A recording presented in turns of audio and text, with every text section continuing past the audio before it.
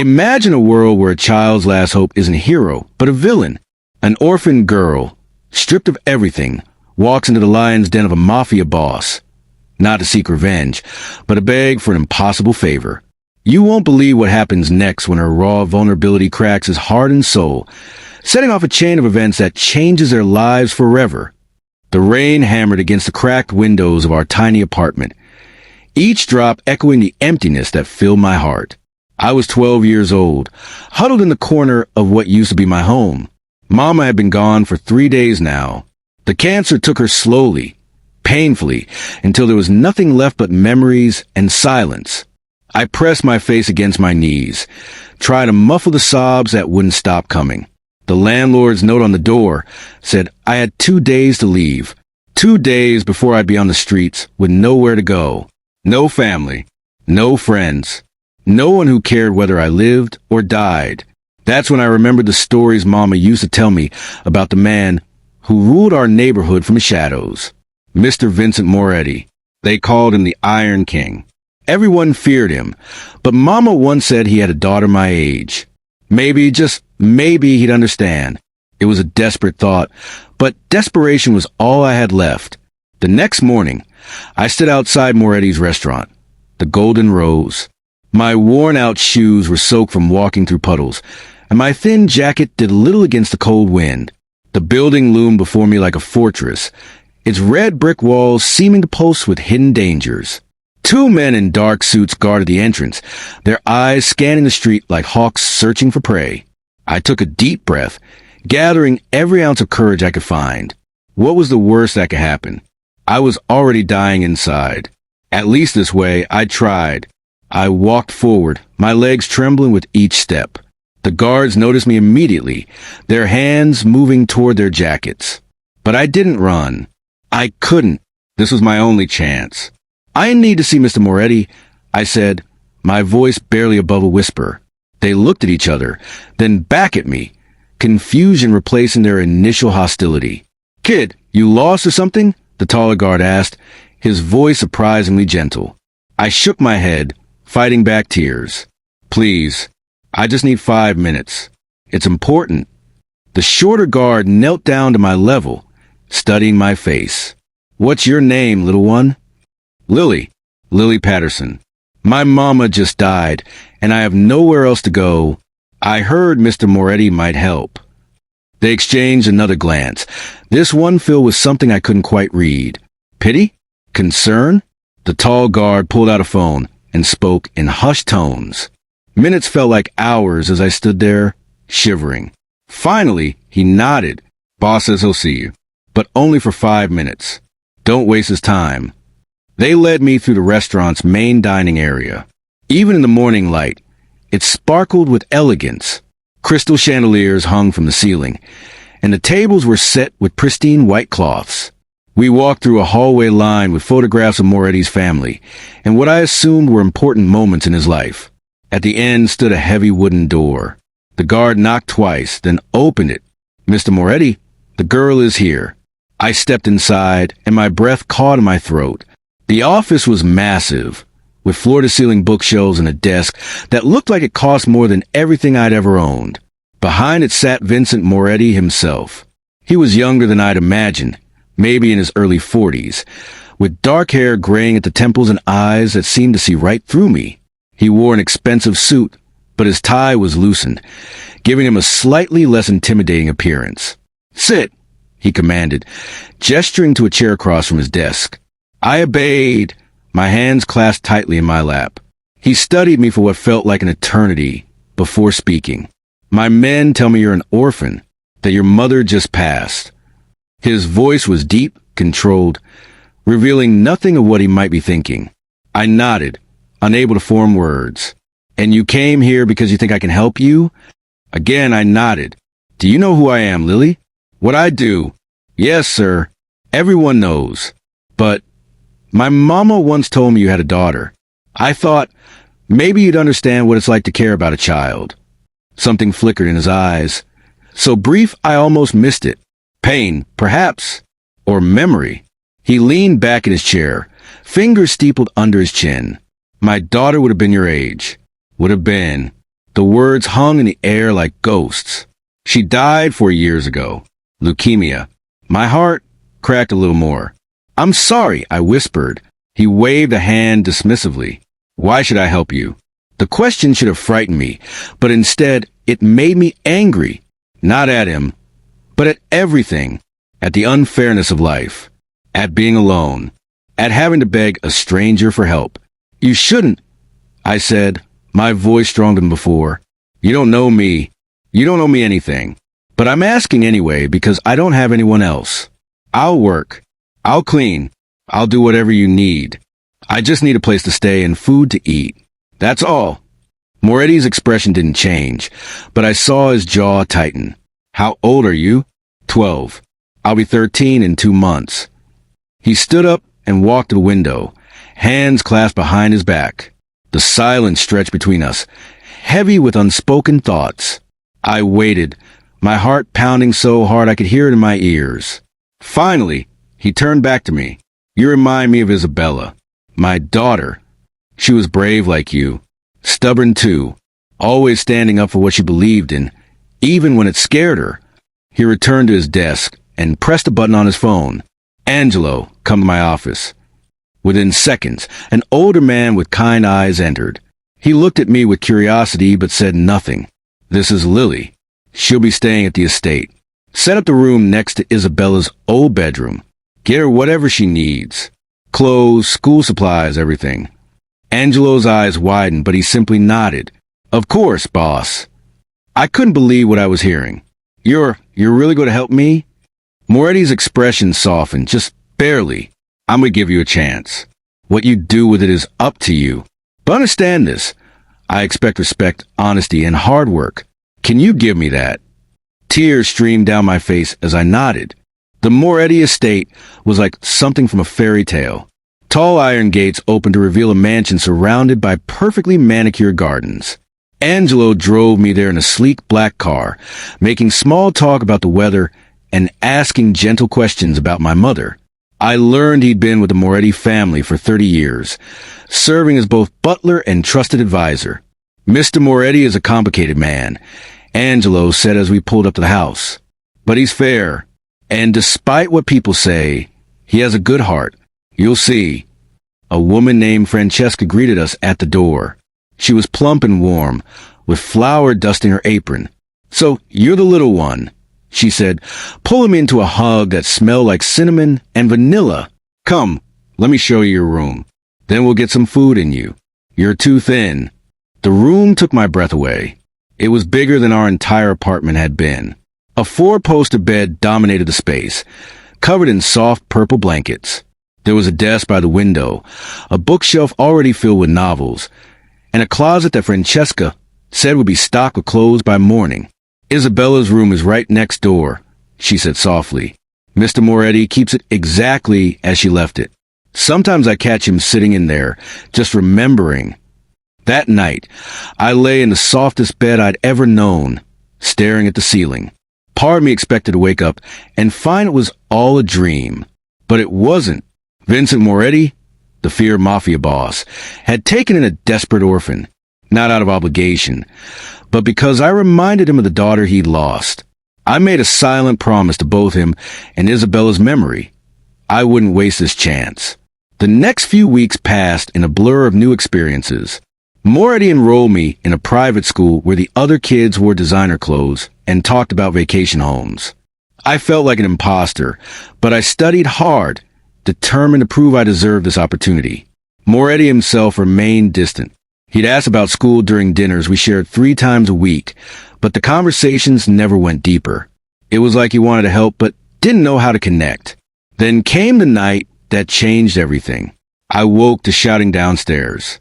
Creeping to the top of the staircase, I saw Moretti arguing with 3 men in suits. You can't keep the girl here, Vincent, one of them said. She's a liability. What if she talks? What if someone uses her against you? Moretti's voice was ice. She's a child under my protection. That's the end of it. It's not the end, another man insisted. The other families are asking questions. They think you're going soft. This makes us look weak. I held my breath, terrified of what might come next. Moretti stepped closer to the man, his presence somehow filling the entire room. Anyone who thinks protecting a child makes me weak is welcome to test that theory. Now get out of my house. They left, but their words lingered like poison. The next morning at breakfast, Moretti seemed tired. "You heard last night," he said. It wasn't a question. I nodded, pushing eggs around my plate. "I'm sorry. I don't want to cause problems." He set down his coffee cup with a heavy sigh. "Lily, in my world, everything causes problems. The question is whether those problems are worth it." "You are." His words made my throat tight with emotion. "Why? I'm nobody." "You're not nobody," he said firmly. "You're brave enough to ask for help when you needed it. You're smart enough to know your own worth. And you're strong enough to keep going even when life tried to break you. That's not nobody. That's somebody worth protecting." From that moment, our relationship shifted. He started teaching me things. Not about his business, but about life. How to read people. How to trust my instincts. How to be strong without being hard. "The world will try to make you cold," he told me one evening as we played chess in the study. "Don't let it." Isabella never did, and she was the best person I ever knew. I moved my knight, considering his words. "Do you think she'd like me?" His hand paused over his bishop. "I think she'd love you. You both have the same fire." Months passed, and I settled into a routine. School, homework, dinners with Moretti, weekends helping Francesca in the garden. It felt almost normal, except for the guards who always followed at a distance, and the hushed phone calls Moretti took at all hours. One Saturday afternoon, I found him sitting in Isabella's room. He didn't notice me at first, too lost in memories as he held a small stuffed rabbit. "I bought this for her 5th birthday," he said when he finally saw me standing in the doorway. "She named it Mr. Hopper's and took it everywhere, even to the hospital at the end." I stepped inside carefully, like entering a sacred space. What was she like? Moretti smiled, a rare, genuine smile. Loud, opinionated. She'd argue with me about everything, from bedtime to politics. And she had this laugh that could fill a room. He set down the rabbit and gestured for me to sit beside him on Isabella's bed. She wanted to be a lawyer, said the world needed more people fighting for justice. I told her she could be anything she wanted. His voice cracked slightly. Then she got sick, and all I could do was watch her fade away. All my money, all my power, and I couldn't save her. I took his hand without thinking. He looked surprised but didn't pull away. My mama used to say that loving someone means carrying them with you always, even after they're gone. Isabella's still with you, Mr. Moretti, in every good thing you do. He squeezed my hand gently. When did you get so wise? When I had to grow up too fast. Same as you, I think. We sat there in comfortable silence. Two broken people finding comfort in shared grief. That week at school, trouble found me. A girl named Brittany Cornwall had made it her mission to make my life miserable from day one. She mocked my second-hand backpack, whispered about my being an orphan, and laughed when I struggled with French class. I'd ignored her mostly, but that Tuesday, she went too far. "I heard your new daddy is a criminal," she announced loudly at lunch. "My father says he's a murderer who should be in prison. Guess that makes you trash living with trash." The cafeteria went silent. All eyes turned to me. My face burned with shame and anger. Before I could respond, Brittany knocked my tray to the floor. "Oops. Maybe you should clean that up. You're probably used to being on your hands and knees begging." Something inside me snapped. I stood up slowly, meeting her eyes. At least I know what it's like to struggle, to lose everything and fight to survive. "You wouldn't last a day in the real world, Brittany. You're just a spoiled brat who thinks being mean makes her special. It doesn't. It makes you small." Her face turned red with rage. She raised her hand to slap me, but I caught her wrist. "Don't," I said quietly. "I won't fight you, but I won't let you hit me either." A teacher intervened, and we both ended up in the principal's office. My heart sank as they called Moretti. He arrived 30 minutes later, his presence making even the principal nervous. After hearing both sides, the principal looked at me with disappointment. "Lily, we expect better conflict resolution from our students." Moretti held up a hand. With respect, you expect a child to quietly accept being bullied? That's not conflict resolution. That's teaching her to be a victim. The principal shifted uncomfortably. Mr. Moretti, perhaps we should discuss this privately. No need, Moretti said, standing. Lily defended herself without violence. She showed more maturity than her bully. If that's a problem, we'll find another school. He placed a hand on my shoulder. Come on, Lily. Let's go home. In the car, I braced for his anger. Instead, he asked, Are you okay? I nodded, surprised. I didn't start it. I know. The principal called me before we got there, told me what really happened. I'm proud of how you handled it. You are standing up for yourself without throwing a punch? That takes real strength. Isabella did something similar once. Made me just as proud. He paused and added, But next time someone insults me, don't let it bother you. I know what I am. I made my choices long ago. You don't have to defend them. But you're not what they say. Not to me. His jaw tightened. Lily, I need you to understand something. I've done things I'm not proud of. Hurt people. Made decisions that keep me awake at night.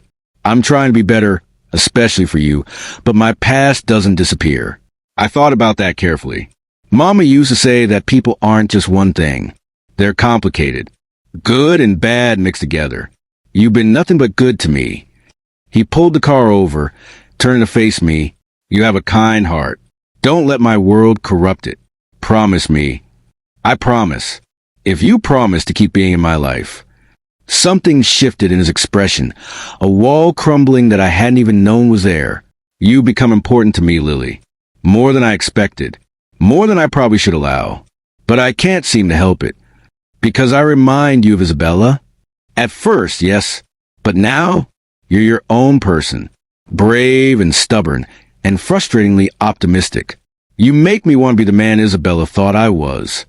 From that day forward, Moretti became more present. He attended my school events, helped with homework, and even taught me to play piano. The guard still followed, and he still took those mysterious phone calls, but he carved out space in his dangerous life for normalcy. For me. Then came my 13th birthday.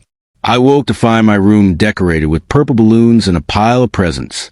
Francesca made my favorite breakfast, and Angelo presented me with a cake shaped like a book, since I'd fallen in love with reading. But the real surprise came at dinner. Moretti handed me a small velvet box. Inside was a delicate gold necklace with a pendant shaped like a rose. It was Isabella's, he said softly. I want you to have it. She wants someone who understood its value to wear it. Tears blurred my vision as he helped me put it on. I'll treasure it always. I know you will.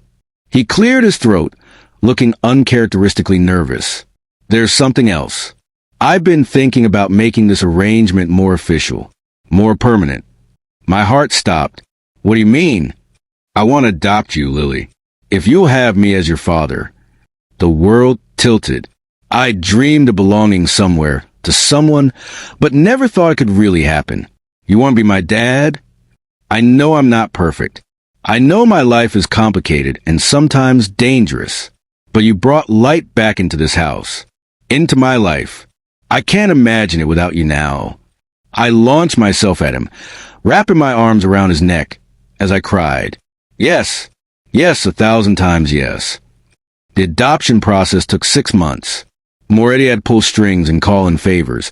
But finally, the day came when a judge signed the papers making me Lily Moretti. Vincent threw a small party at the estate with Angelo, Francesca, and a few of his trusted associates. It felt like a real family gathering. As I blew out the candles on yet another cake, I caught Vincent watching me with an expression I'd come to recognize as love. Later that night, he tucked me into bed like I was still small. Thank you, I whispered. For what? For seeing me, for taking a chance on a desperate kid who showed up at your restaurant. He brushed hair from my forehead. Thank you for reminding me that I'm more than my worst choices. That I can still do something good in this world. You're the best thing that's ever happened to me, Dad. The word Dad made his eyes glisten with unshed tears. And you, my dear girl, are my second chance. My redemption. As he stood to leave, I called out, Do you think Isabella would approve? He paused in the doorway, a soft smile playing at his lips. I think she sent you to me. I think she knew I needed saving just as much as you did. Life wasn't perfect after that. Vincent still had his business, and I still had nightmares about losing Mama. But we faced it together, a broken mafia boss and an orphan girl who'd found each other in the darkest moment of their lives. Vincent taught me to be strong but compassionate, to fight when necessary but choose peace when possible. He showed me that people could change, could grow beyond their pasts. And I taught him that love wasn't lost with Isabella, that it could be found again in unexpected places with unexpected people. Years later, when I graduated high school as valedictorian, Vincent sat in the front row, cheering louder than anyone. When I got accepted to law school, following in Isabella's dream, he cried openly. She'd be so proud, he whispered, holding me tight. I'm so proud. By then, Vincent had started the process of legitimizing his businesses, slowly extracting himself from the darker parts of his empire. It wasn't easy and it wasn't quick, but he did it. For me, for the promise he'd made to be better. On the day of my law school graduation, he handed me another gift. Inside was a photograph I'd never seen before. Isabella, around my age, holding Mr. Hoppers and grinning at the camera. I want you to have this, he said. A reminder that love never really dies. It just transforms, changes shape, finds new ways to exist in the world. I looked at the photo, then at my father, this complicated man who'd given me everything. I love you, Dad. I love you too, sweetheart, more than you'll ever know. As I stood there in my graduation gown, holding that precious photograph, I thought about the terrified 12-year-old girl who'd walked into the Golden Rose with nothing but desperation and hope. I thought about the grieving father who'd seen past his own pain to help a stranger. Neither of us could have predicted where that moment would lead, how it would save us both. Vincent Moretti wasn't a perfect man. His past was dark, filled with choices he couldn't undo. But he was my father, the man who chose me when no one else would, who taught me strength and compassion, who proved that redemption was possible. And I was his daughter, not by blood, but by choice, by love, by the unbreakable bond forged between two broken souls who refused to give up on each other. Sometimes I wonder what would have happened if I hadn't gathered the courage to walk through those restaurant doors, if I let fear win, if Vincent had turned me away. But we'll never know, because we both took a chance. We both chose hope over despair. Years pass now with a rhythm of normalcy mixed with extraordinary love. Vincent walks me down the aisle at my wedding, tears streaming down his weathered face. He holds his first grandchild with trembling hands, whispering Isabella's name like a prayer of gratitude. And every year on the anniversary of that rainy day when a desperate orphan begged a mafia boss for help, we sit together in Isabella's room. We hold Mr. Hoppers between us and remember how love saved us both.